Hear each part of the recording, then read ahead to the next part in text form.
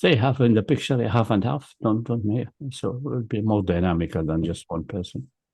Looks like on a round table or something. Gives better interaction with the public. Bismillah.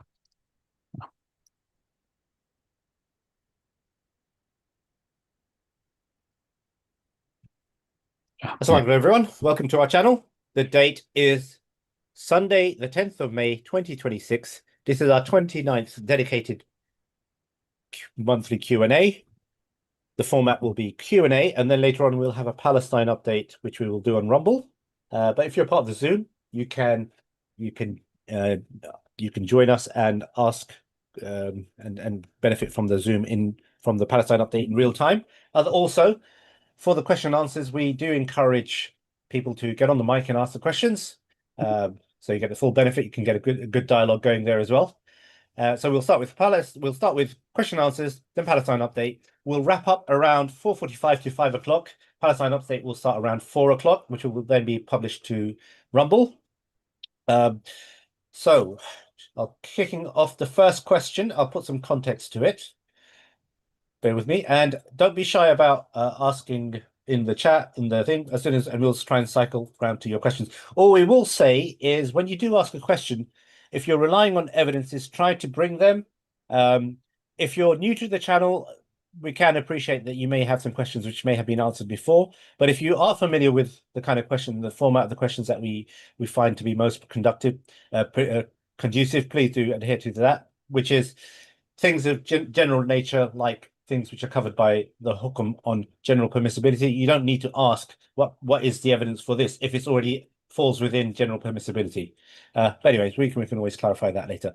As always, like and subscribe to our channel. There is a large amount of material already there. There's a link to our Odyssey channel, which has a lot of older content because our channel was taken down some time back. And anyway, so I'll just kick off with the first question. So the context is this. There is a group we're all familiar with, Hizb ut-Tahrir. Alhamdulillah, did a lot of good work. We may have differences with them. Now, we have had instances of people who formed their own groups, which is to be lauded. Sometimes when you leave a group, you carry some mistakes with you. So some of the problems associated, many have raised with the Hizb as being too regimented, and some points of view, adoption being tenuous and weak.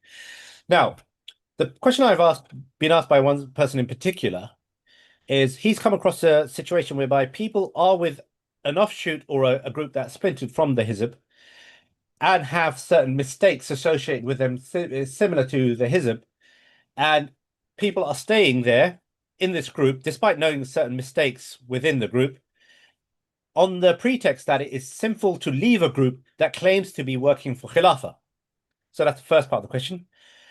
Can a person, so the second part is, can a person work towards Khilafah or whatever an obligation may or may not be by working to revive the Ummah by supporting multiple groups without being sinful?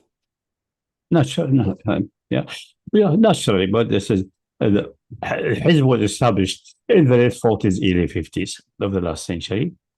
The Khilafah was abolished, the symbolic Khilafah, because it was really dead. It was dead even completely. It was not a Khilafah anymore. It was really a system of kufr, controlled by the young Turks, and these are kafir, not Muslims, definitely. And the system is not Islamic since 1850, roughly around that time of Abdul Majid I. So there's the symbolic abolishment is just abolishing a symbol, a name, which is maybe it's good that it was abolished. It was like an idol with no benefit. And the classical point of view is that it must be an imam and all of these things, which was developed by Mawardi. And so the whole state doctrine is developed by the Abbasi scholars. They're trying to develop a state theory to justify the situation in their time, in the sense, not justify, but say it is still Islamic in the general sense. It is not, there's difference between what's in Baghdad going on and that what, for example, in Constantinople are going on. This is kufr, clear kufr, and this is still Islam in the more general sense.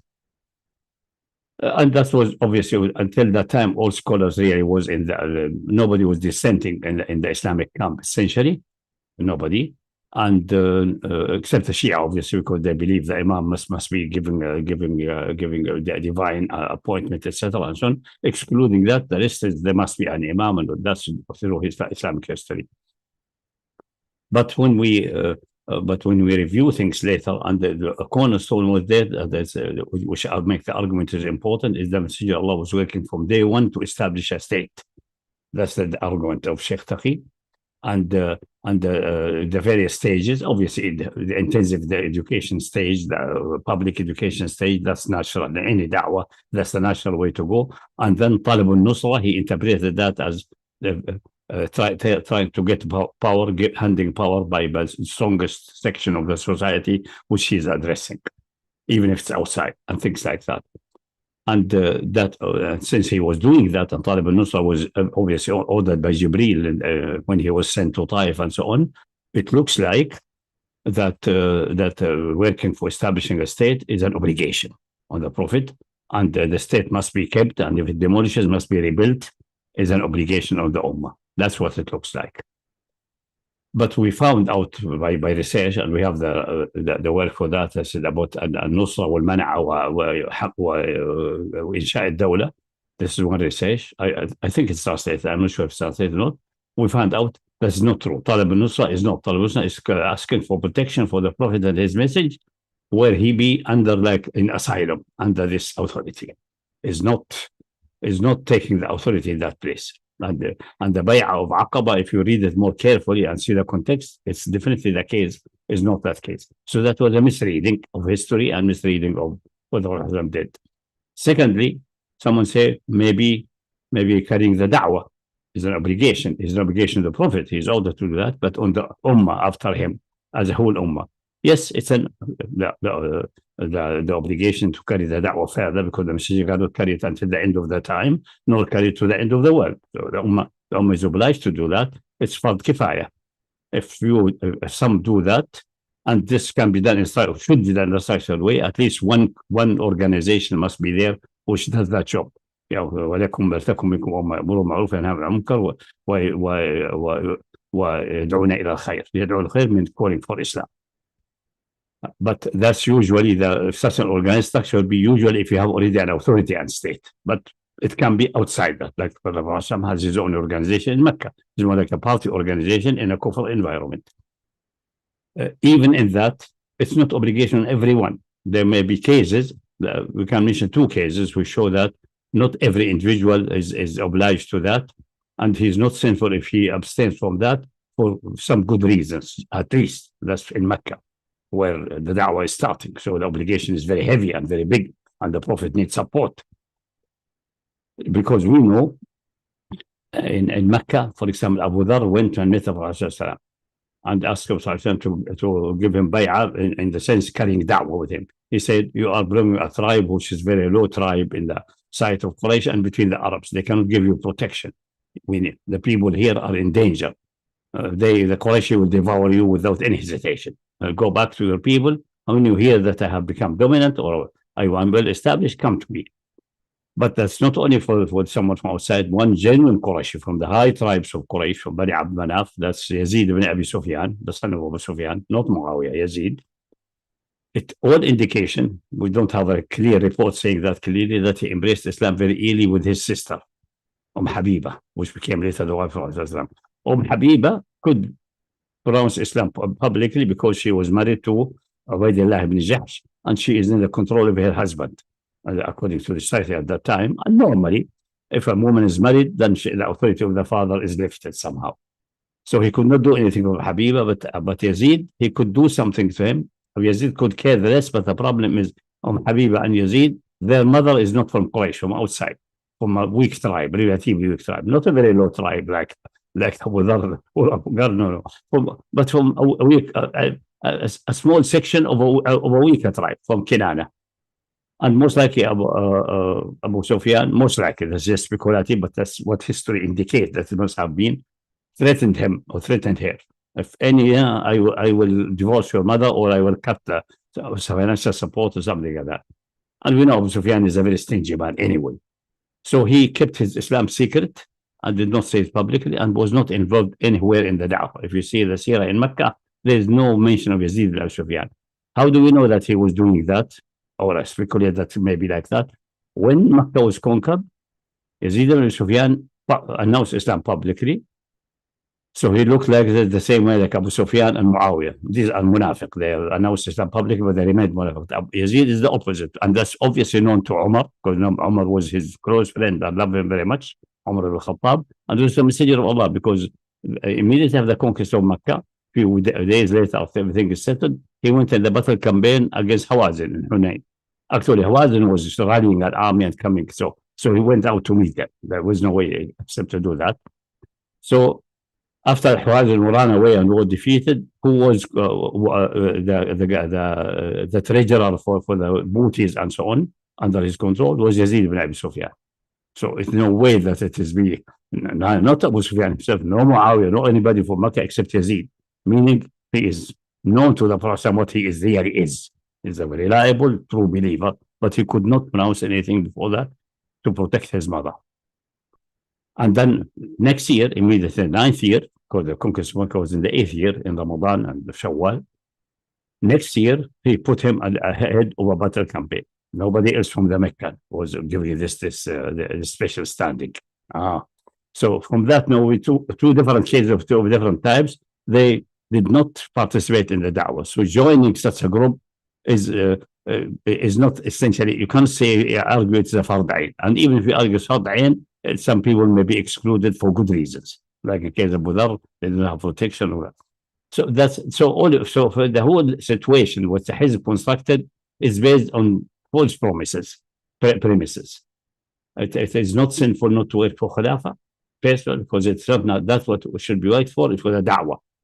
And an organization, at least one organization or more, should be established, which the main job, commanding good and forbidding evil. That's meaning essentially accounting the rulers, and much wider, but that's the core of it.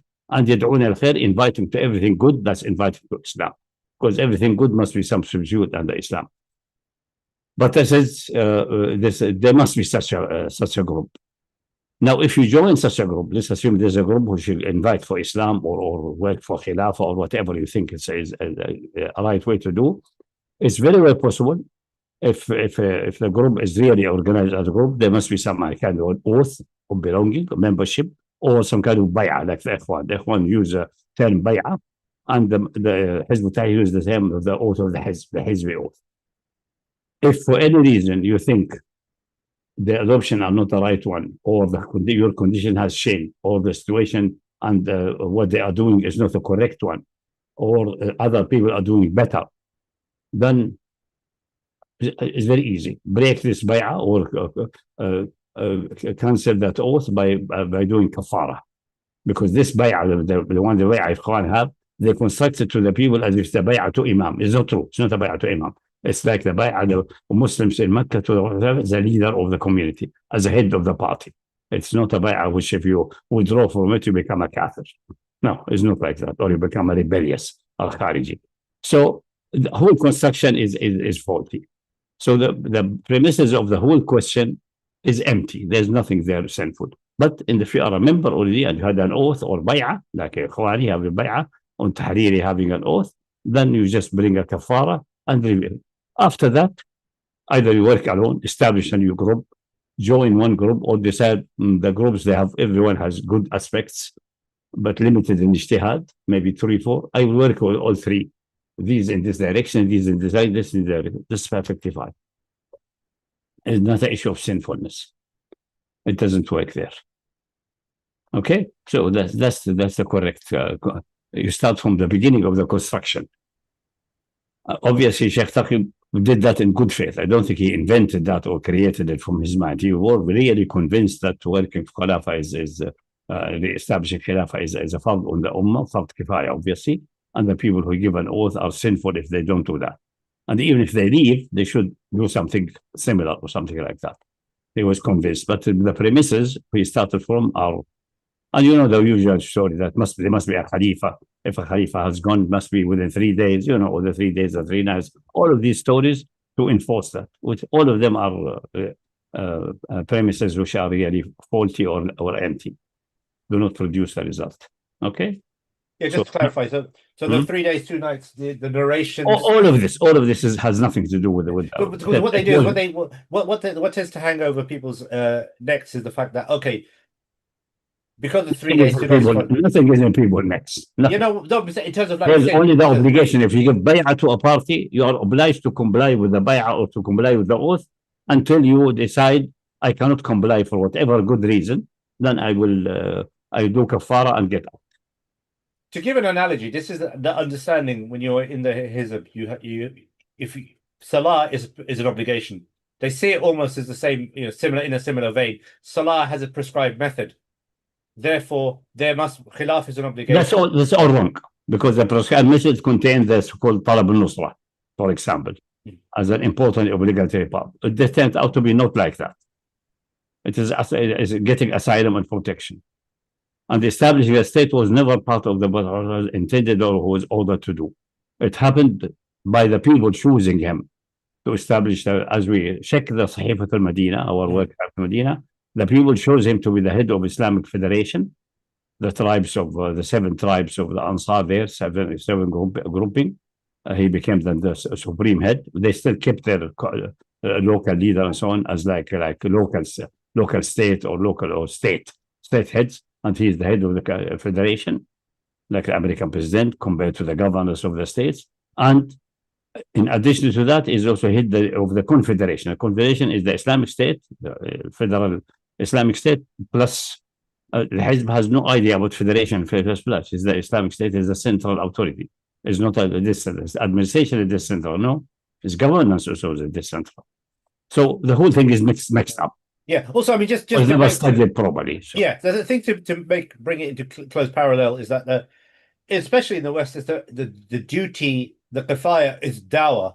So that dawah can be discharged not everywhere. Yeah, in any group, literally a dawah stall would be a possibility. Dawah stall. Other people go to the people visiting at home, like Tabligh Jama'ah do others, and there may be several Jama'ahs. You participate with these and participate with these and participate with these. I mean, this is from my own experience. This was held over in terms of I stayed in the hizb longer than necessary because I thought I'm obligated to establish khilafah, and there's no other group that is working to establish khilafah. Therefore, I must be. That's how the hizb was able to have this high cohesion, definitely.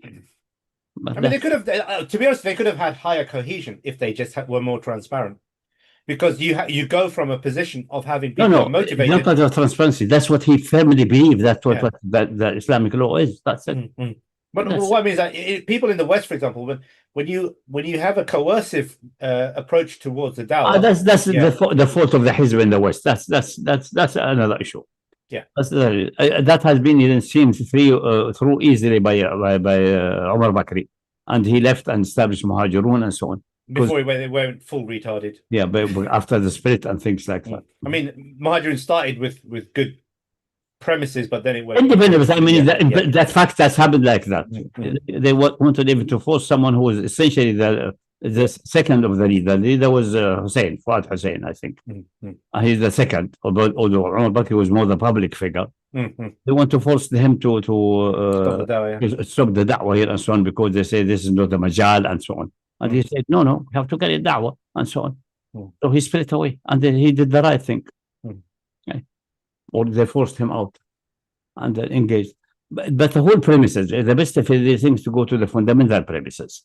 Fundamental premises are not correct. But at the time of Sheikh Taqi, in the late 40s, in the last century, it looks like that, and nobody could construct in his mind anything else. Also, anyone, if this matches anyone's wheelhouse, you're familiar with this, we're open to discussion. We've had closed-door discussion with many shabab. We have videos. The same with the Ikhwan. Hassan Banna did not say it articulated sharply like Sheikh Taqi, because he's not a faqih, a sophisticated faqih. But it's clear, if you give bay'ah to Ikhwan, it's even bigger than breaking an oath for them. It's like the bay'ah to you become Khariji. There's a question if they are still a Muslim or not. It's very vicious, by the way, but in a soft way. In the external, it looks smooth, but really, it's extremely vicious. As vicious as his, or even more vicious. Because bay'ah is binding on you, you cannot get out. Or they look at you as if you are a murtad almost. That's worse than Hizb. So, but it's all based on certain construction understanding of the Islamic, I would say, what the Islamic State is and what the message of Muhammad is all about, and the history, really the history of carrying da'wah in Mecca was Talab al-Nusra meant, was the Bay'at al-Aqaba, the Aqaba of Mina, I mean, not the Aqaba of Tabuk, Bay'at al-Aqaba in the 13th year of Bi'tha meant, and all of these things. And this all has been more or less misunderstood in the history.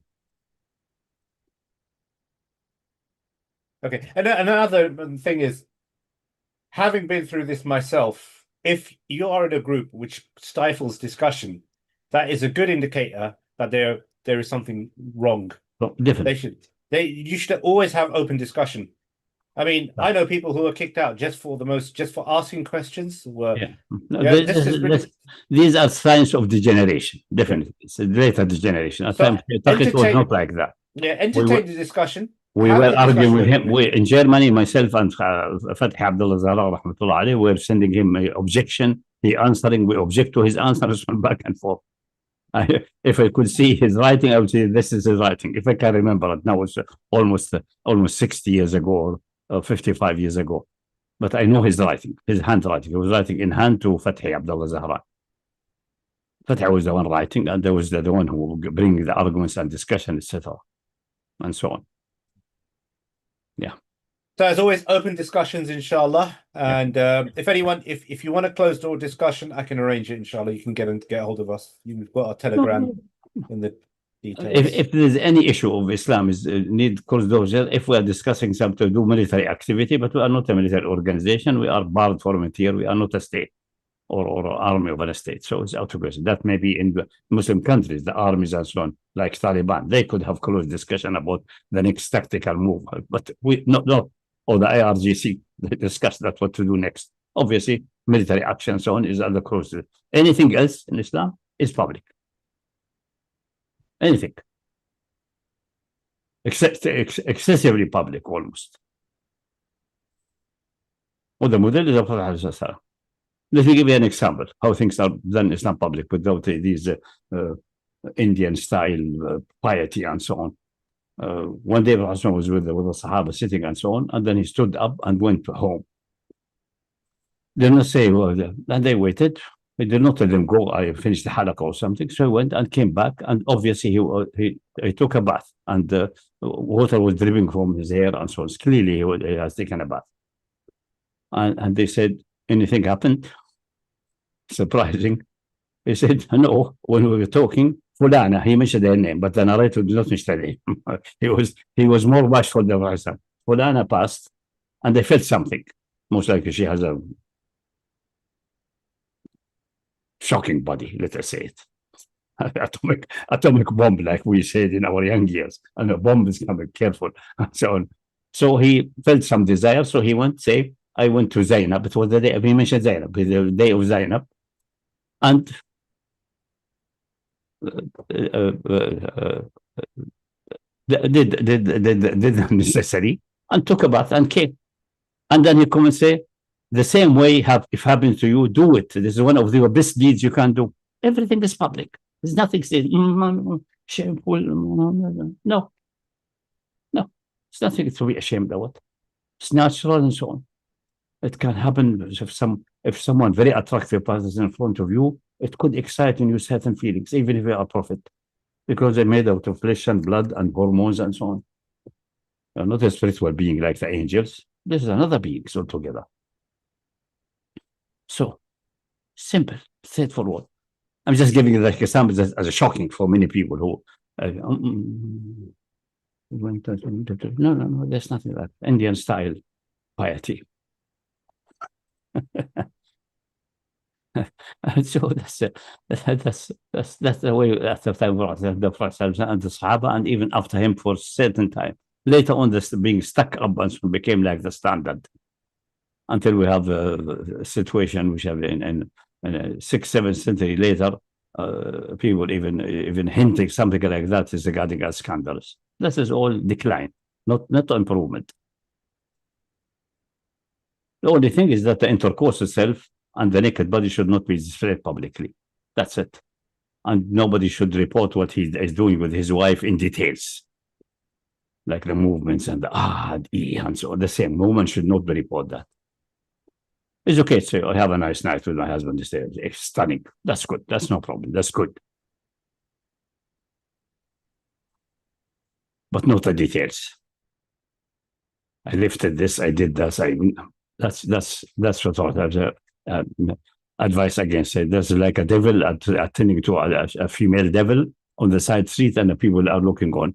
So this should be avoided. That's it. So pornography and these kind of videos and so on should not be produced and should not be. That's what you can conclude with that. But anything else? Go ahead.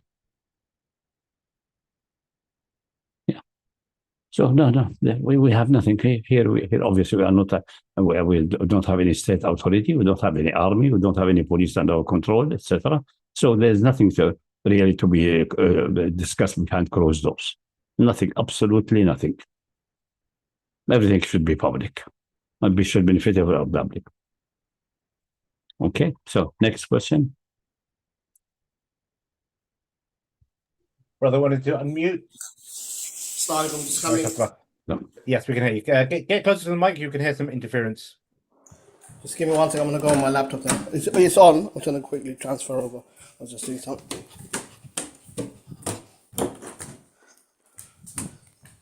Have we taken it off? It's off. Sorry, could you let Moni Ahmed off? I'm on my laptop now. Yeah, it's good. It seems to be okay. Just go ahead. Shoot. It's okay, we just unmuted him again. Far away, bro. Sorry, could you let me off on the thing? Yeah, Moni Ahmed. I'm on Muqtadir Ahmed. Oh, that one. Okay. Okay. Sorry, yeah, a couple of questions. One for clarification. We discussed about the twilight, I think about 8 months ago or something. Persistent twilight. I was thinking about it, done more research, etc. My question is this, regarding persistent twilight. From what I've understood from you is that go whichever degree you're comfortable with down. So let's just say, for argument's sake, 45 degrees, exactly from where I am, and I follow that timetable. You said the only thing that I'm a bit wary of is the following it 12 months of the year, looking at the dalil about the thing, There's no dalil, only the hadith of the Dajjal. That's what I'm saying. Yeah, that's it. There's no other dalil. That's it. So then just to clarify, when they ask him the day which is like a year, is one salah enough in it? Say no, اقدروا قدره. That's all that he said. Yeah, no. So based on that, based on that, so when that time comes, yeah. So no.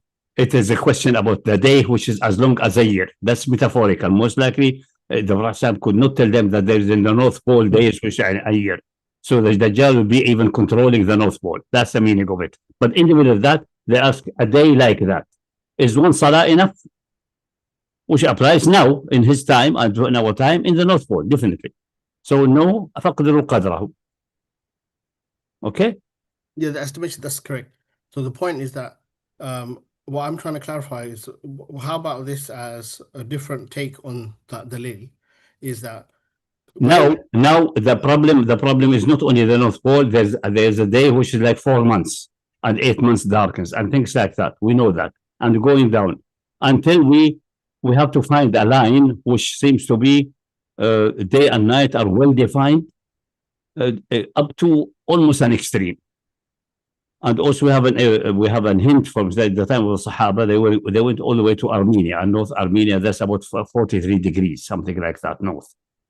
And there's no report that they recognize, they noticed that the times are extremely odd. All this is not a good evidence, let's say, because they may be there only in the summer or only in the winter, but something like that. But if you look at our physical in our Earth, 45 degrees, halfway to the North Pole, or maybe 47 point something, if you want to be very picky. But this is not good to be mutanattab. We're going to extreme in exactness and something like that based on taqdeer. That line, because anything north of that, there will be sometimes in the year at least 1 or 2 days which you have no real night. You have complete twilight, so you don't have a well-defined night. Okay? Yep. So we say that's the line which determines the area which we should start taqdeer. Now, this must be done, like any Sharia issue, must be done in a consistent way. So if you want to do it in a consistent way, consistently, then in your location, which are above, like in London, we have 50. The difference will be minimal in London.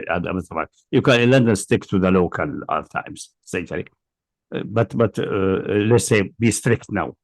You go down along your longitude until you hit the, or you tell the computer to calculate for you for this longitude, but at 45 or 46 point, I think it's 47 point something. I have somewhere it is anyway, because the inclination of it is 23 and a fraction. So there's 1.5 extra if you want to be picky. And then that will be your sunset there. So you may, this mean, it will require really some kind of overcoming your own internal hesitation. It means sometimes in the summer, you break a fast and the sun is still in your place, apparently above the horizon. But in your reference frame and your reference place, makan al-taqdeer, it is already under the horizon. So it is sunset. The same with dawn, the same with other times. So you calculate for the time and apply it consistently. And that's extremely difficult. I know it's very, very difficult. In London, the people in Muntada, they tried a solution for Ramadan.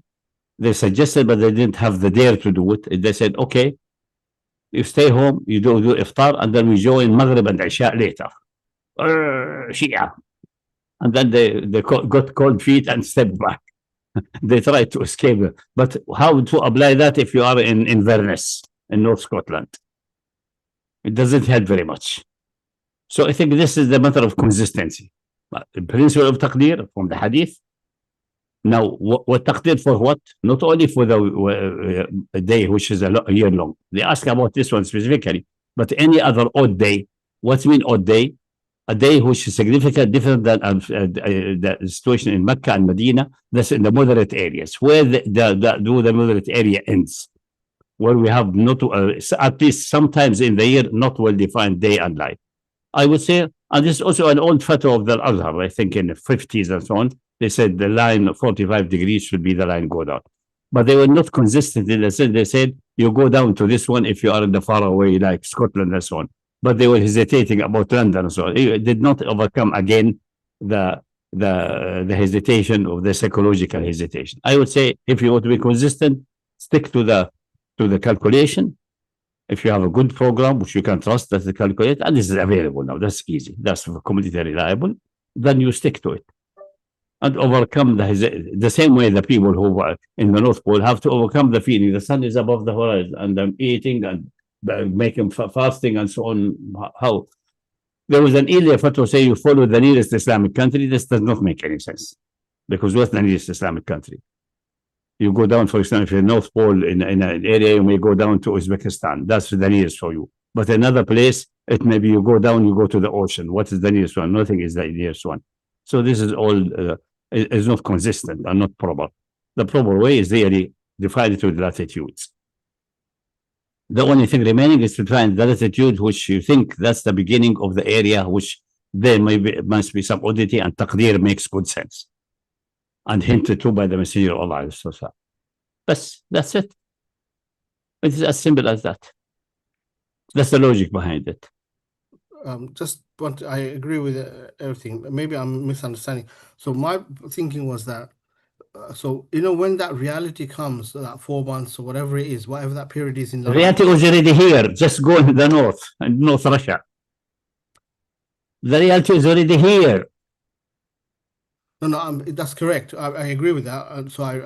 So if I understood you correctly, basically you're saying that the hadith of Prophet said he has 4 days. 1 day is like a year, and so on. And then what it came in the mind that the days will change in length.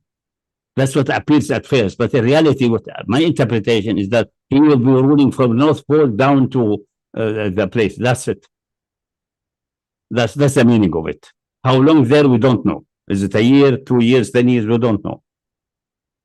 But a person is infallible. He was ordered to say that. Maybe he himself does not know.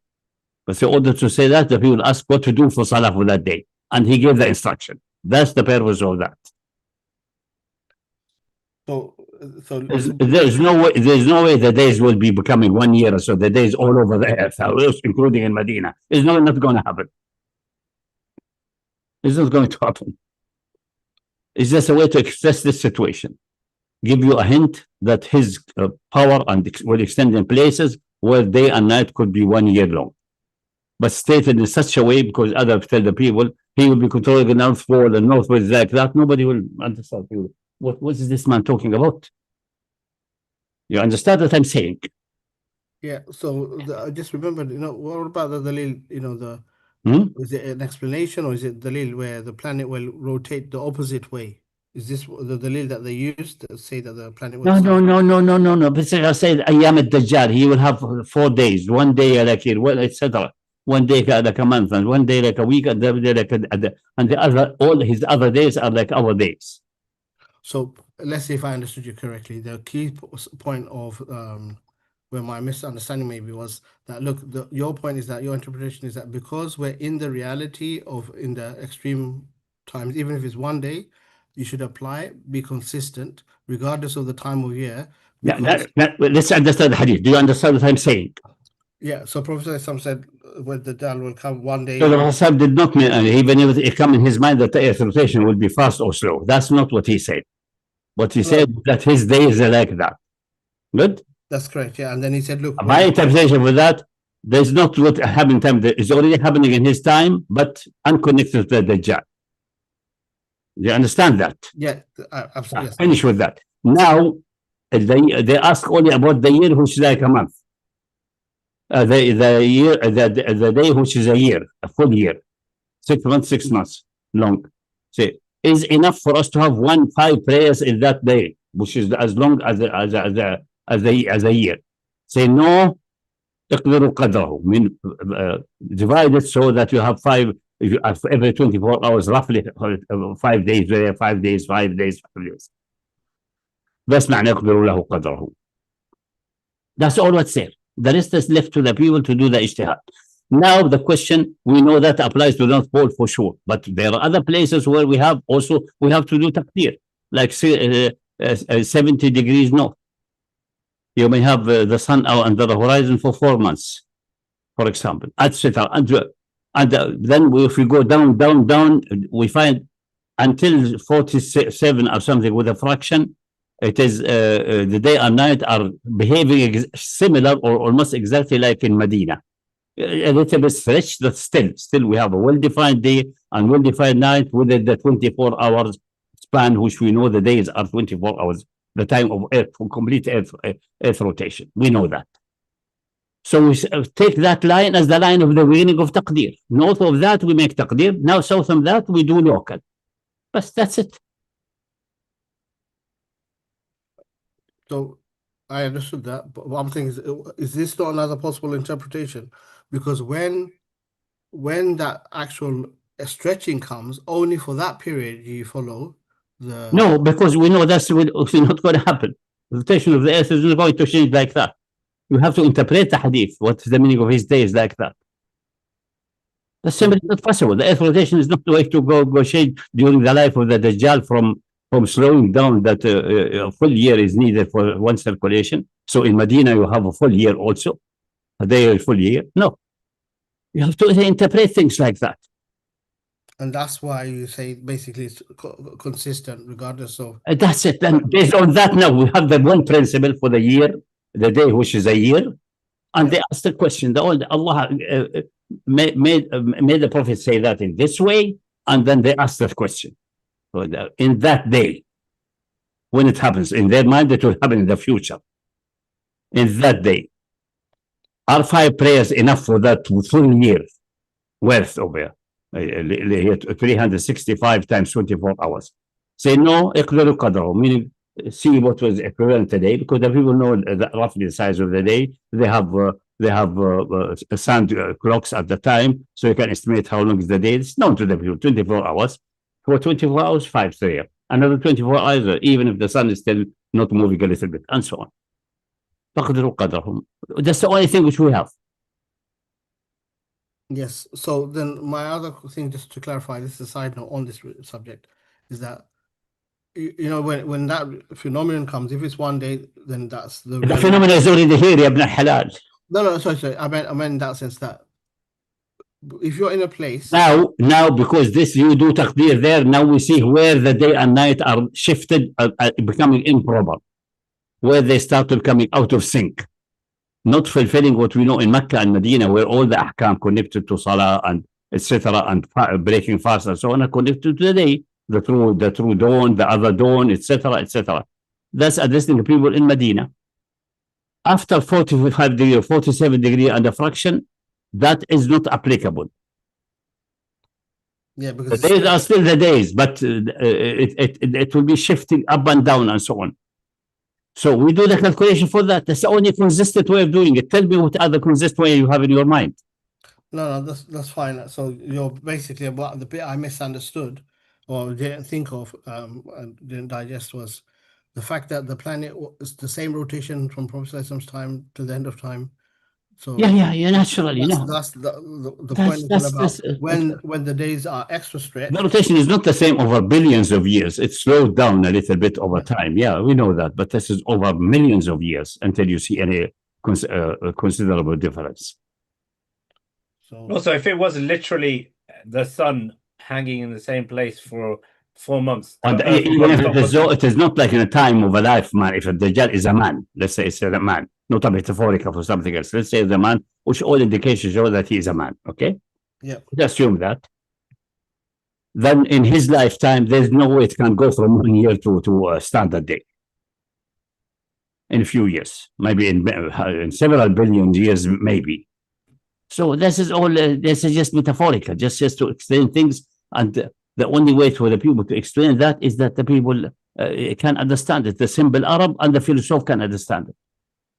You have to get out of the mentality to think that will happen and the earth rotation will change and so on. No, that's the wrong mentality. Theoretically, philosophically, it may be possible, but physically, it's impossible. And there's no reason to believe the world will change like that. Also, if that happened, Sheikh, wouldn't it just incinerate the entire area? That's out of question. That's out of question. That's simply will completely change the universe. Yeah. My second question, just wanted clarification. My son's on, my disabled son has bladder and bowel reconstruction. So in the night time, he has night drainage bag for his urine. And sometimes if it's ill or infection, we put it on. So could you just explain to me from the legal perspective as well? But my question is this here, for clarification, is because he's not getting catheterized through the urethra, he's getting catheterized through his belly button. But my question is, regardless of which one, does it make any difference in terms of ahkam, in terms of losing wudu? No, madam, there's no difference. In that case, I would say, in that case, he make wudu or even make tayammum for him, because I think wudu will be a hardship for him. Make tayammum for every salah. Okay. Well, this will fulfill the criteria. That's it. There's no difference where it gets out. This is a singular case. That's it. So this is the rukhsa, but so if I understood you correctly, it does break the wudu because regardless of which way it comes out, whether it's through the it doesn't matter. Yeah. And because of that, he has the rukhsa. Tayammum's fine, but for every salah. And to get out of any confusion, just for every salah and for every sunnah, just salah and the sunnah after the salah in continuous way. That's one wudu or one tayammum. I would say he should go even for tayammum, unless wudu is easy for him. I think it's a hardship to do wudu. Yeah, he has some other issues with his feet. Yeah, that doesn't make any sense. Yeah. No, Jazakallah. But think about what treatment with a high dose of vitamin D and so on. Anyway. Oh no, he's got neuropathic bladder and bowel, so they won't be able to do anything unless they can fix the nerve. We'll see, inshallah. Anyway, try to find a more creative doctor. Sometimes these classical ones are just going in their routine. Anyway, khair inshallah. But I would suggest they just have it with tayammum, and you don't need to bother very much. Just high in the wall. If he stands this with 2 hands against the wall, and that's it. It's a symbolic act. Jazakallah khair. Yeah, khair. Okay, a quick question in relation to bay'ah when you were discussing bay'ah. It's more around the Sufi bay'ah. So what do you think of the concept of Sufi Taruq and their bay'ah, when they have almost completely depoliticized, and instead it's giving complete authority over major personal and religious That's the problem, not the bay'ah itself, and that the sheikh is that you are like a dead body in his hand and so on. That's obviously not Islamic. That's not the way it works. No. There's no justification for it. No evidence. Absolutely no justification. Is a contradict the way the person was taking bay'ah as a head of state. When they give him bay'ah, and they prompt them, say we bay'ah, accept. He said, tell him, say فيما استطعت, within my ability. He prompt them to say that. So basically, he never said you will be like a dead in my hands. Although he's an infallible prophet and they have to obey him, he never said that. So basically, they're just a cult, isn't it? It's all the earmarks of a cult. It's all nonsense. Yeah, all nonsense. People, just few people are so. Let me just get something to drink, because I think it's cold enough now. People it's coming from misunderstand the meaning of worship or enslave oneself to Allah, and that's essentially obedience rather than these rituals and so on. And then the government system, starting with Muawiyah onward, with very few exceptions, and even the exceptions are not really the best, but it's corrupt and bad. And then the people who have feel piety and so on, but do not have the energy or the mental composition to confront the regime, they just go inward. And some of them feel they need to be organized in a group and so on. If it's organized, like for example, to meet for halaqah or dhikr and to read Quran together, that's good. But if it comes to these formalities, meaning we are developing like something like a cult. And they sometimes go to extremes. I hear it, but I have never experienced something like that. If you give bay'ah to one sheikh like that, then part of the bay'ah is that you make a certain dua every day and so on, and everything else is of lesser importance. So it's really like inventing, making some rituals or some dua, which is good in itself, making it almost obligatory on a daily basis. That's not good. This marks for bid'ah. Creating new tashri'. But meeting for dhikr, yes, not what the Wahhabi say, the dhikr al-jama'a is, this is because of the mental sickness, mental derangement. Actually, there were halaqat dhikr, besides halaqat study, in the time of Prophet ﷺ. We have a hadith there, that he passed in the masjid, some people sitting, remember Allah, subhanahu wa ta'ala, and other doing, studying fiqh and knowledge. He said, both are good, but I have been sent as a teacher, so I'll join the people doing knowledge, not the people doing dhikr. That's it. But both are good. كلاهما على خير, but I have been sent as a teacher. That's my message, to teach the people the message. So I'm more closer and more happier to be the halaqah of teaching and dhikr and discussion and study. Not the halaqah of the say, Tasbih Allah subhanahu wa bihamdih, mention this, I read this. No. I'm here for teaching the people and also interact with them for teaching and as receiving and counter questioning and so on. Okay. Okay, next question. I want to read something out. Bear with me. This is no good. This is all. But things like that develop in societies which have certain sickness. Islam, their understanding of Islam and revelation is not well balanced, and becoming more like formalized in the form like Kohen style, Sanhedrin and things like that, or church and your private priest, which you go every week to, or from time to time, to admit your sins and he forgives you, or that you do some charity in the box of the church, but don't do the sin again. And you come after sure we do the same forever. That's turning religion into a formalized church, essentially. Islam is not like that. Yeah, it's just a lot of this is just money spinning anyway. And some of it is money spinning and so on. Yeah, unfortunately, yeah.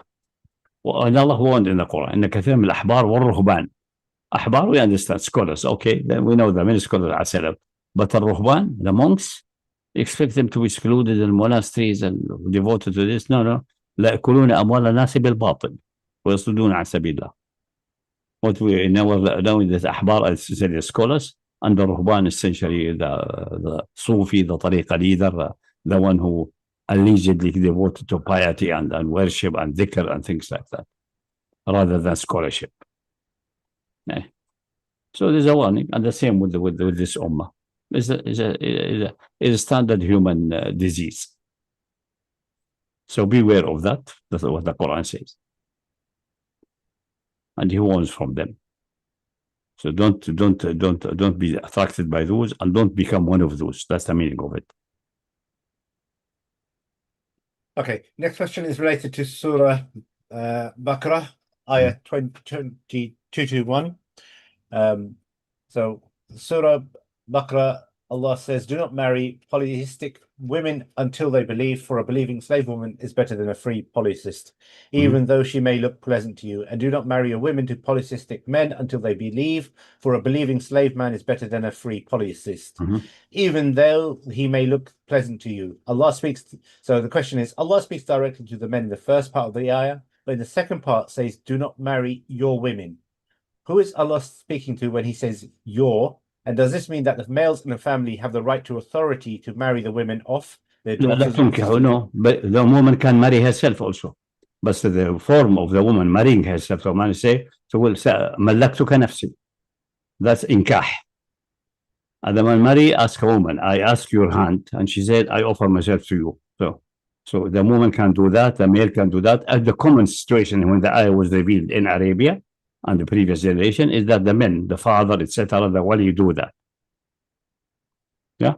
So is there an abrogation for this ayah, or is it the hadith that you look at where? No, it's not an abrogation. It's that because the way a man marries is the formulation is different than a woman. A woman is an offer made. Who makes the offer? She can make the offer, as clarified by the other ayahs and by the hadith. And before that, it was only the wali who can do that. But that was abrogated, definitely. That's gone. That's finished. That's Jahili, because the wali, the father, and so on, owns the woman at that time. But that's all cancelled. It's all cancelled, gone. But some people take from the ayah, they take it as the argument that the address is addressed to women. No, addressed to men and women. لا تنكحوا. Don't approach women for marriage as a man, and do not make an offer for yourself or somebody else of your relative, a woman, which gives you the authority or make you like her guardian and so on, if he is a mushrik. That's it. The word أنكح لا تنكحوا ولا تنكحوا. هذه نكح وأنكح. That's it. بس action and reaction. Because the action from the man's side is different than the action from the woman's side. The contract is different. For Christian, that's difficult to understand because they tell you there's no action from any side. The priest does the action. Yeah. He says these gathered here and so on. Anyone objection and so on. And then ask her, are you devoted, etc. And ask her. So then he declares them. So the Christian marriage, as well established since 1800, I think the earlier one was according to the old system of the Jews anyway, which is a contractual obligation. So the man is the one who start with the woman herself or her guardian or her makes an offer. I offer you my daughter, or I offer you myself. And the man said, I accept. So this offer and acceptance. The offering side is usually the man and should be the man. The offering side is the woman or her guardian. The accepting side is the man, because he is getting a woman offer, not another man.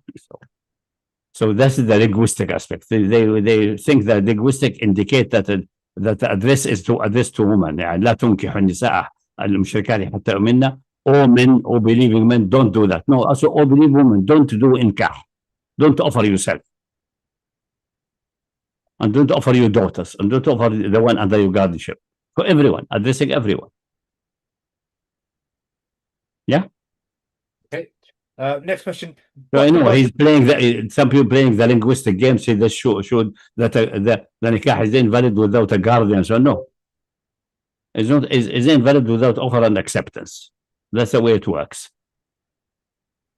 So don't offer yourself to a mushrik, or don't offer you the one under your guardianship to a mushrik, and the other side don't accept the offer from a mushrika, because you cannot get a mushrika unless you offer herself to you or her guardian, etc. Don't get. Okay, good. Okay. Second part question. What non-religious books do you recommend for people to broaden their knowledge and deepen understanding? For whether they are philosophical or mathematical, scientific, any writers. There's so much in the internet available and so many videos and so on. You start with videos. So which area are interested in? You're interested in logic? See, so maybe introduction to logic, some videos, and he will mention some books in the language you master best and so on. I can recommend a couple of people. So Mohammed Hijab at the Sapiens Institute is doing a series. He's doing a series on philosophy. We have in time past put a list for how to get into logic, how to get into ilm al-kalam, various level, beginner, medium, high, etc. We have. I'll be putting a couple of videos from the old channel on Kalam, but Sapiens has got some very good stuff there. So Mohammed Hijab is going through his PhD on historical Kalam. Also, one of the people who's affiliated with Sapiens, Abdul Sabur, very good, mashallah, very, very deep understanding. So check out Sapiens's channel for some stuff on Kalam. As far as mathematical, I know, Sheikh, you're a big fan of physics and mathematics and logical thinking. Do you know any books on those specific things? Majority do not have back. I remember telling one of the shabab, asking about him, mathematical, his name, told him you have to start. Introduction to set theory and so on. Take the book for dummies. Book for dummies are very good introduction, by the way. Don't be offended by the title. They're the best of the best. Set theory for dummies, arithmetic, also the number theory for dummies, or the number system for dummies. I think if something like that exists, I'm not sure if this title, we should introduce the natural numbers, then the whole numbers, and then introduce the rational numbers, which can be written as a divided by b, and then goes in the limit and show how to construct the real numbers, which is like a continuous stretch on the line. And that's very important because this is the foundation. And during that, concepts about binary relations and their characteristics like distributive law, commutative or non-commutative, associative law, etc.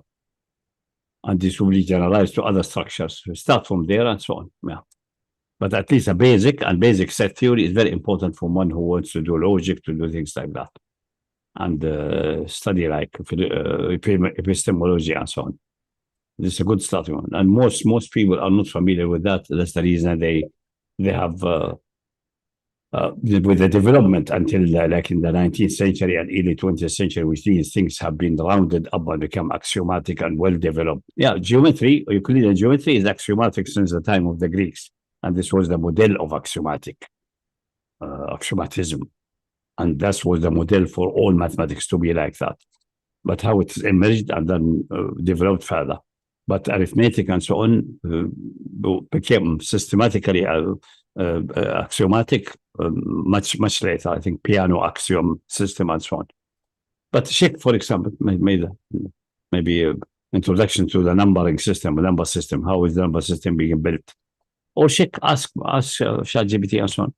Is there any book, an introductory book which shows how the number system have been built from natural all the way to the real numbers? If you give this information, he will find, or it will find some books, and it will tell you what's more elementary, introductory, what's more sophisticated.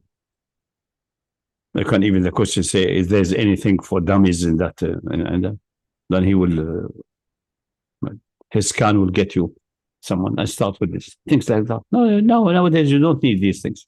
See what is your interest, but if you want to go into issues of epistemology, ilm al-kalam, proof of God, proof of Islam, and so on, then you have to have a solid base. Really, I think it's indispensable to have a solid base in set theory, basic, as I said, and how the number system has been built. Not that you can calculate and so on. I assume that everyone can calculate and know how to bring things to a common denominator and things like that. That's should be trivial. Not that, but how it developed from the beginning. The ideas behind that, how they developed and things like that. Okay, got a question, quick one. I have an observation regarding the Sabians. It is known that Quraysh accused the Prophet ﷺ of having adopted Sabianism. Likewise, the people who said to Khalid, we have become Sabian, we have become Sabians. What has to do with that? Is that related to the previous question? No, it's just completely independent question. Okay. Instead of saying we have embraced Islam, does this strongly indicate that the Quraysh and the Arabs were aware that the Sabians were monotheists who worshipped one God, in contrast to the polytheist and multiplicity of gods in the Arabian principle? Yeah. And the Quran hints that they are a subcategory of the Jews. Because in the book of Tawheed discussed the ayah, said, إن الذين آمنوا والذين هادوا والنصارى والذين هادوا والصابئون instead of صابئين. It should be والصابئين if it is a separate group. So people were wondering, this looks like there's a grammatical error. Obviously, this is absurd. There's no grammatical error in the Quran. So what is it? The proper way is that والذين هادوا, the Jews, ومنهم, from them الصابئون. So is a subcategory. There's the follower of John the Baptist, most likely, and they're monotheists.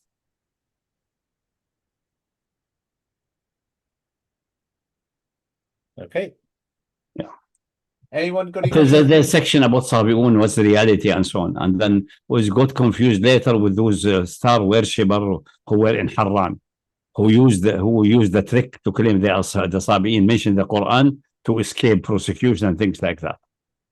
Which should not have happened anyway, because even if they are the worship of stars, as long as they're citizen and they're paying their jizya, that's no problem. But the madhahib had a problem that from early times.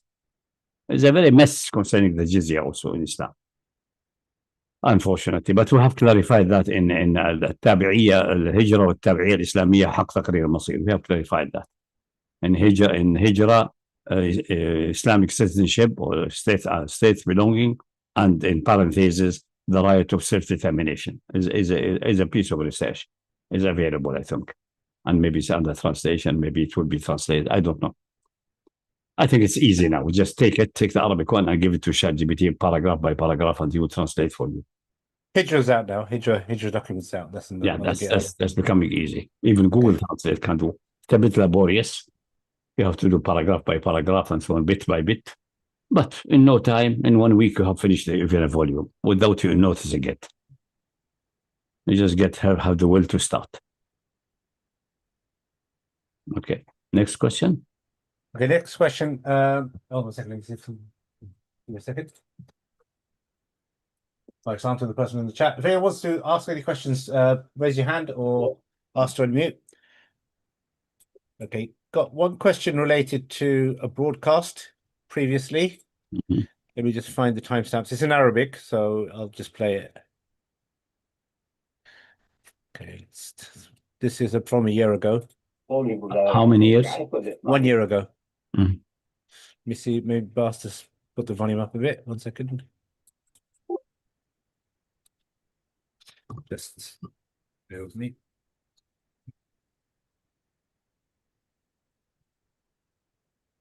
First things first, let me just bring up the question. Give me the question, maybe I can't remember what's it. Yeah. In one of the videos, which I can link, it says that the Maliki, that you mentioned that the Maliki madhab treats workers as mudarribin. Well, it seems to be, because he said the worker can share in the procedure of the company or in the procedure of the. Imam Malik deserves half of the profit. What is the source of that statement? I remember reading it somewhere. I didn't give a source because it's not relevant. I mentioned that casually. Okay, so This okay, so it's more of a casual reference, but I'm sure they can find it themselves. I mean, go to any artificial intelligence, say it claimed that Imam Malik said this and this and this in Arabic, and then maybe Manus or DeepSeek. He will do some research and get you if there's anything like that. Okay, but it's irrelevant. What's the relevance of that? From your point of view, I mean, it's in terms of completely irrelevant. Yeah, I mean, I might say from that would be just ultimately from Hukum Shari, it's an agreement between the people, what terms they accept, isn't it? It's an area of permissibility. He have concluded, because if you have a slave who's working independently, yeah, besides, if you own him, he is supposed to be a member of the family and he does the housework. But if he works for earning outside, he keeps the earning or divide between you according to agreement. You cannot keep all the earning. That's well known. Otherwise, he will not work. So then they stay home. Salama. So maybe he concludes from that. And today, a wage worker, according to Chomsky, he call it wage slavery. So it's similar to that. Yeah, maybe that's a consideration. Malik's my point. Even in my mind, so for a point, something like that. Maybe. So it cannot be a normal worker cannot be much worse than, but should be better off than the one you own anyway, who could you could use at home for working for you, your homework, etc. As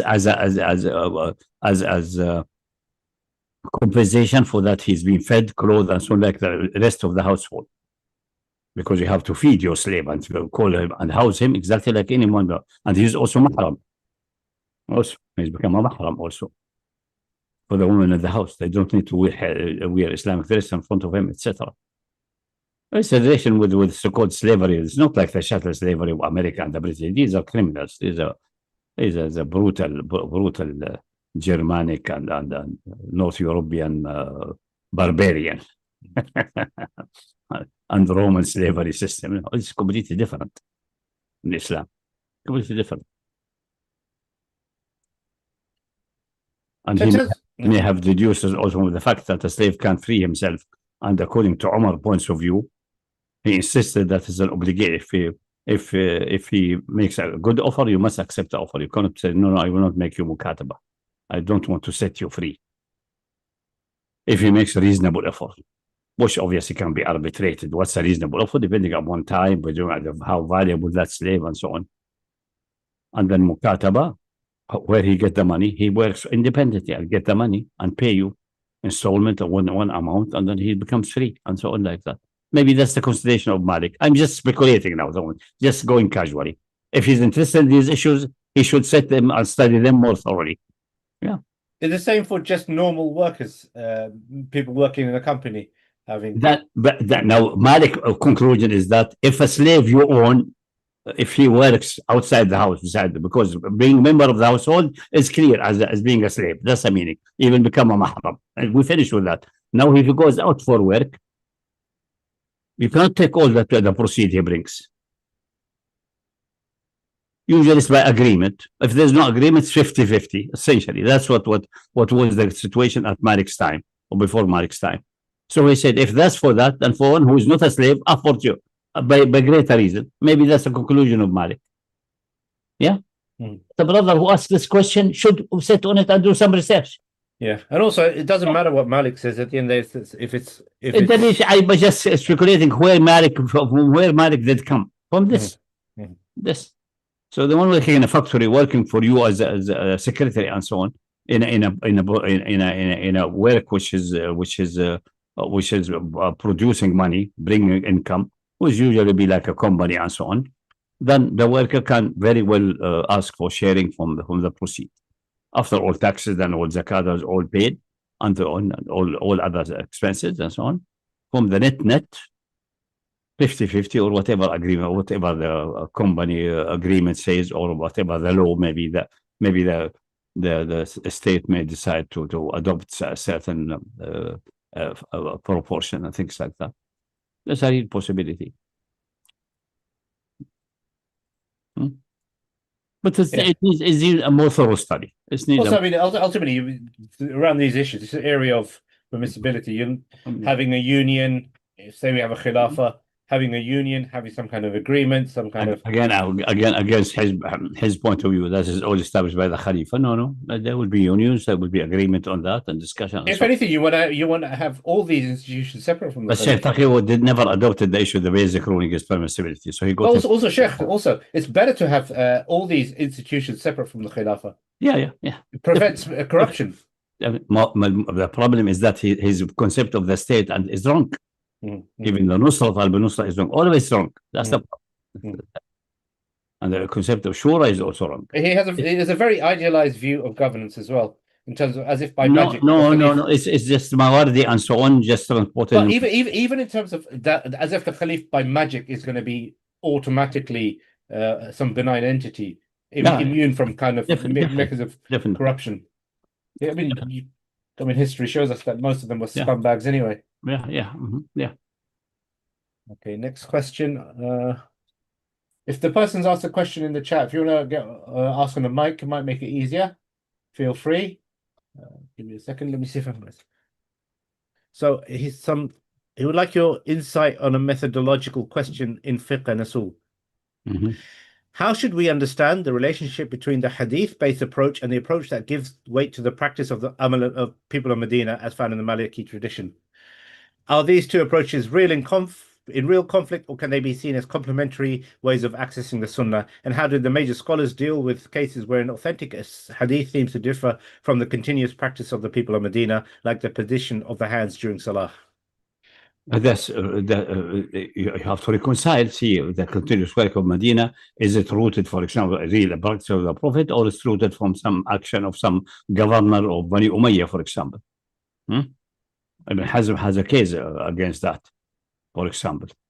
Certain action, the answer to this, the continuous action or the acts of Al-Madinah, that's the fuqaha, what Malik found in front of him is the madhab of Al-Madinah. It says, he mentioned a certain example, I don't remember the exact example, and which is the one who established that originally is Marwan ibn Hakam. It's not from hadith or something, and the authentic hadith contradicting. You have to do the balance. But regarding the Amal of Al-Madinah as a source by itself like that, standing in thin air, is not correct. As a usul, is not correct. Because the Amal of anybody is not an authority for anything. No Al-Madinah, no Sahabi, no anybody. Only if it goes back to the fundamental source. And then it is better than if it's something by tawatur, for example, and so on. Concerning putting the hands on the side and so on, all of it has narrated from the Prophet. All. But we have the deciding narration is the narration that Abdullah ibn Zubair used, because he's a nasty guy, used to beat the people who put the hand on the chest. He said, put it on the side, because he said the last action of the Prophet was that he put it to the side. So he misunderstood that the last action, meaning it is abrogating previous action. No, it's a possible action. But it gives a hint. Later in his life, he was usually letting his hand to the side, according to Abdullah ibn Zubayr. That he was beating people because of that, so it's because of his rough character and his mentality, sick mentality. But it has nothing to do with his narration. He's not a liar. We know that. So it's the last action. I would say stick to the last action. Someone could say maybe the last action because he became old and still difficult. Maybe, whatever the reason. He never said anything. All that he said, the general rule, صلوا كما ترون يصلي. Pray like I pray. That's it. When he instructed someone who was not doing his salah properly, he told them what to do. Stand, read whatever you have, Quran, make a ruku' until every joint is become to still stand, at least until, and then lift up until everything's standing still, then go down. So don't be in a rush like if you are running from a lion or something like that. That's it. You do not say put your hand on the chest. Did not order these orders.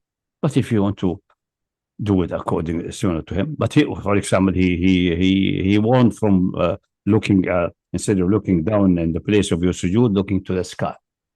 He warned us that those looking in the sky when they are praying, they are in danger that Allah will take their eyesight away. So it is highly undesirable or haram. So you should be looking to a place of sujood, for example. That he said it explicitly. These are things instructed. Anything else is just shapes, and the very narration of shapes. For example, many people when they sit on in the final sitting or a medium sitting for tashahhud, they put the 2 feet like that and sit on it. And many people misunderstood that he advised again or prohibited the iqa' al-kalb. Iqa' al-kalb is different. Iqa' al-kalb is that to put your legs away and then your bottom cheeks are on the ground. That's iqa' al-kalb. Look at how the dog sits. Look how he sits. He sits on the buttocks with the legs spread. But it's not what the people do when they put the 2 feet on top of each other and sit on it so it can carry the body. And someone was asking Ibn Abbas what they say. Some people are doing that. Said, what's wrong with that? The most position of the Prophet is like that. That's the most convenient position, because the 2 legs can carry it. Unless you become so old like Abdullah ibn Umar, he was doing tarbi'. Tarbi' is like you sit and put like you sit on the ground for shisha and things like that. On your buttocks, but the legs are forward, not like a dog, obviously. His tarbiya. And he told one of his son was doing that. Say, why are you doing that? And he rebuked him. Say, because doing it. Say, no, I'm doing it because my legs cannot carry me. I'm finished. I'm old. I cannot. The only way you can sit is tarbiya. So, various narration, but the problem with many of these Hanbali or Shafi'i, they just know only Bukhari, Muslim, and so on. They don't know the other narration, and many of them are better and with better isnad than this one. So the question, I think nobody should get involved in it. And one of the good cures is to go to Al-Muhalla ibn Hazm with these things. In these things, he's quite amazingly quite liberal. He mentioned all these positions, so all of them are possible. Nothing indicates that it's obligatory or not. Although he makes blunder here and there, but in these things, all of them are possible. No problem. But he mentioned that the last way the Prophet was doing it is that by the hands next to the thighs. That's sending the hands down. According to Hadith ibn Zubayr, which is very authentic. Which is the Amal al-Madinah. So the Hadith and Amal al-Madinah can synchronize in that situation. But in philosophical principle, Amal al-Madinah is irrelevant. Unless there's some external evidence, not just the Amal itself, that it goes back to the Prophet time or the Prophet, then it is Sunnah, which happened to be widespread in Medina. That's fine. That's good. Great. That make it stronger, maybe. But that's it. Just the mere عمل ليس عليه العمل في بلدنا when Malik say ليس عليه العمل في بلدنا is not a good argument itself.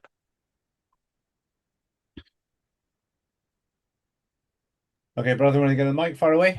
Assalamualaikum. Sallallahu. What's the meaning of Alameen? Do you mind speaking louder? It's a bit quiet. Oh wait, I said what's the meaning of Alameen? From Surah Fatiha, Alameen. Yeah. Did you understand anything, Rash? I didn't understand From anything. Surah Al-Fatiha, what's the meaning of Al-Alameen from Alhamdulillah? The world's story of Alam, Alameen, Rabb al-Alameen, the Lord of all universes, all state of affairs, all conceivable universes. Pardon? Sometimes they narrow it down to the Alam al-Insan, Alam al-Jinn, but it's all Alam, or whatever, not anything outside the being of Allah is Alam. All right, because the next question I was going to ask is, would the universe count as in that? Would the universe count? Yes, he said that in the beginning. All universes. Okay. All right. What was the question? He said, would the universe count as being part of Al-Alameen? And you said that. It's one of the Alameen. Maybe the composition of various Awalim. If you say, for example, every star is an alam by itself and it has a planets which have being on that planets, possibly that's an alam. Another, every galaxy is an alam by itself. A certain world, yeah. There are several words. Because all of them are also alam. Alam composed of sub-alams, yeah. So whatever you divide, everything except Allah, He's the Lord of these universes. All right. Yeah.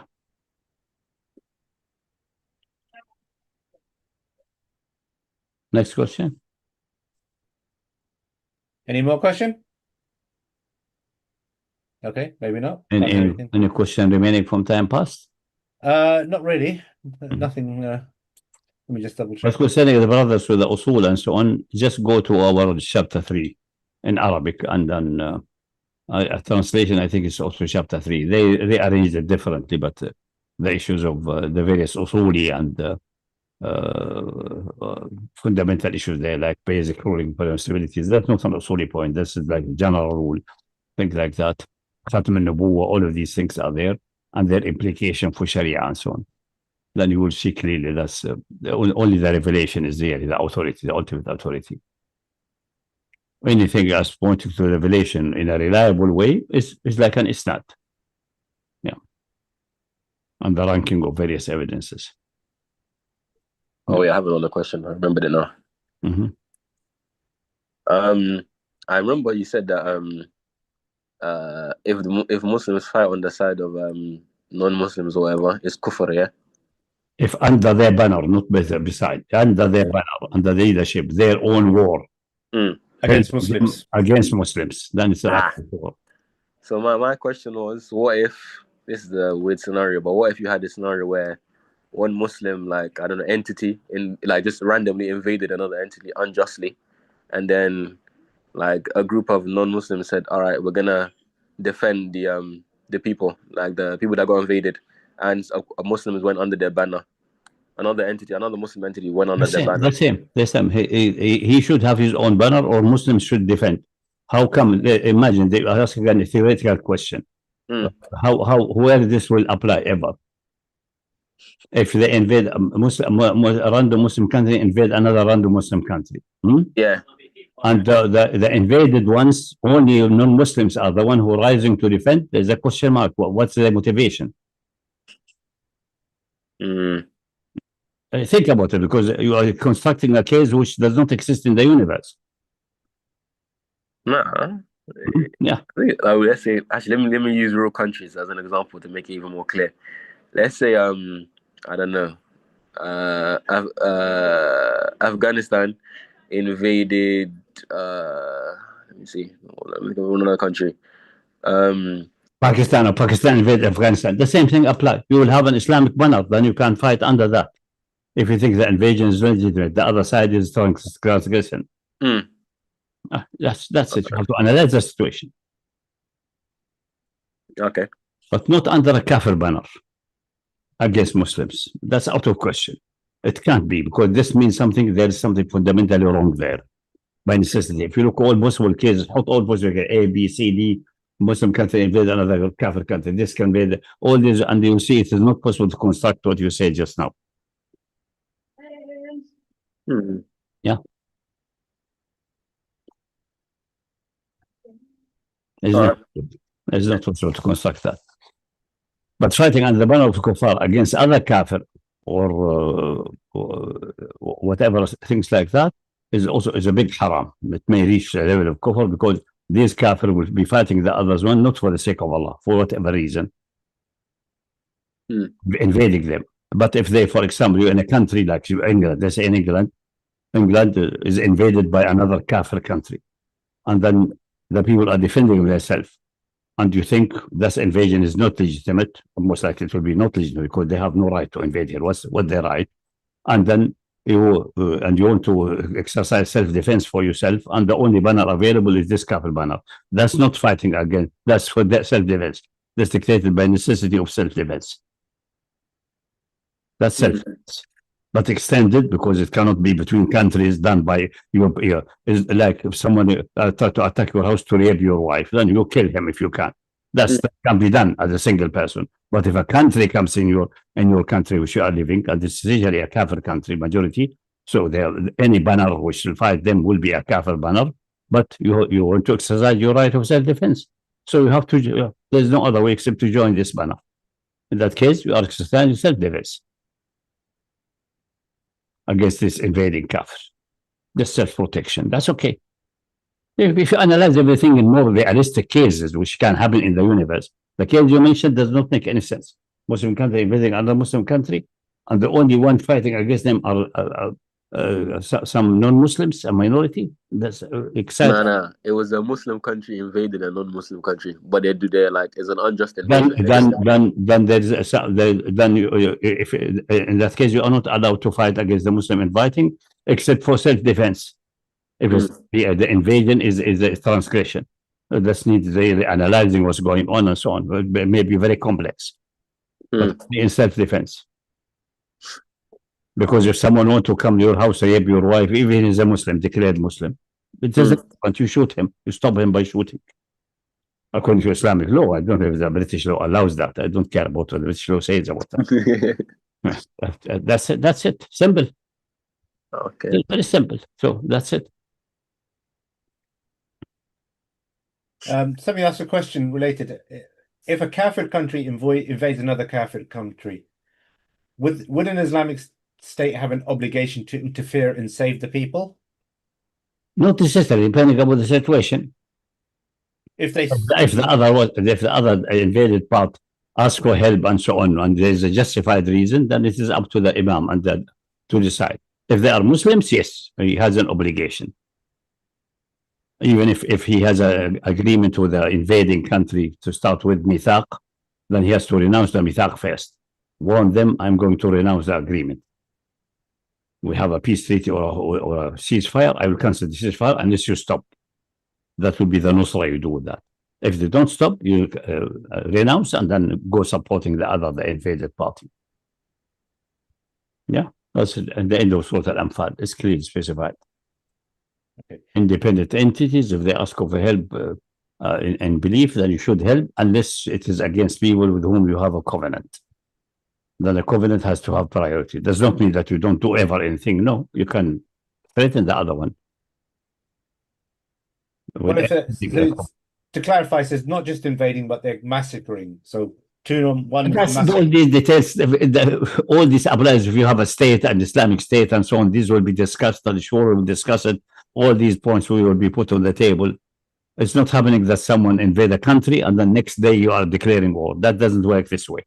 Unless already there's an agreement with the other one that you are with them in an alliance. That's something else. And the question is that how come that you are alliance with another Kafir country? So that if another Kafir attack them, meaning your alliance, there's a question about the alliance. Why is this alliance made like that? Is it a legitimate alliance in the first place or not? وهكذا. So all these questions are not structured properly. They have to be structured. Okay. Quick question. You know your vitamin D recommendations, are they effective for schizophrenia? I doubt, but it's right. It's as far as we have now, if it's well balanced as it should be, it has never shown any side effect. It improved the general the only counter-indicative seems to be until now found is that if someone has AIDS, acquired immune disorder system, because the AIDS virus seems to be loving having vitamin D and he prospers there. The opposite of all other viruses and all bacteria and so on. That seems to be the only one. Anything else is fine. So there's no studies to say that it's supported, but other than general health for vitamin D. Yeah, no, there's no health problem in it at all. So it should be tried in every situation. Maybe it turns out this schizophrenia is going to for some problem with the immune system in the brain or some, and then this may be helpful in some aspects. We never know, but it won't cause any damage as far as I know. It needs its own study, but there's no negative implications. If it's well balanced as described, it should never cause any problem whatsoever. Is it effective? At least you get the immune system well sorted out, the general health improved, kidney and liver health improved. So you're getting some improvement. I suppose it needs for this specific scenario, it need a proper medical study. Yeah. Okay. Anyone else got any questions? Okay. Oh, let's kick off into the Palestine update then, inshallah. Let me just prep for that. Let me just get off camera. Stream. Yeah. You have to stop it. Yep. And just.